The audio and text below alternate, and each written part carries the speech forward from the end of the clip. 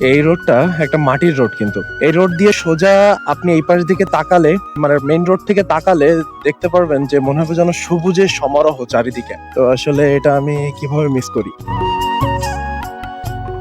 বাচ্চাটা তাকায় আছে আমার দিকে। যাই হোক, এত সুন্দর লাগছে ভাই, এখান থেকে আপনি কল্পনা করতে পারবেন না। যাই হোক, আপনি কতটা এনজয় করতেছেন আমি জানি না, কিন্তু কড়া সুন্দর লাগছে। এই যে গাছপালাগুলো কেমন সবুজ হয়ে গেছে দেখেন, কালকে রাতে পানি হয়েছে, মানে ধুয়ে গেছে ময়লাগুলো। দেখেন, ওরে আল্লাহ,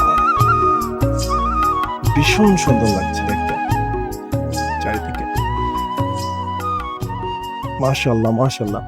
মানে একটা জিনিস চিন্তা করেন যে মাঠের ভিতরে এই রাস্তাটা কাঁচা রাস্তা, মানে এর সৌন্দর্য দেখে আসলে মুগ্ধ হয়ে যাচ্ছে। আমাদের যশোর জেলায় আসলে এরকম হিডেন জেম আছে অনেক, যেগুলো দেখার মতো। আসলে মানুষের এখন আর সময় হয় না, তো এজন্য আর কি দেখতে পারে না। কিন্তু আমার সময় হলে আমি যে বের হয়ে যাই। এই যে এখানে একটা বট গাছ আছে, মাশাআল্লাহ। তো অনেক দূরে চলে গেছে এই পথটা।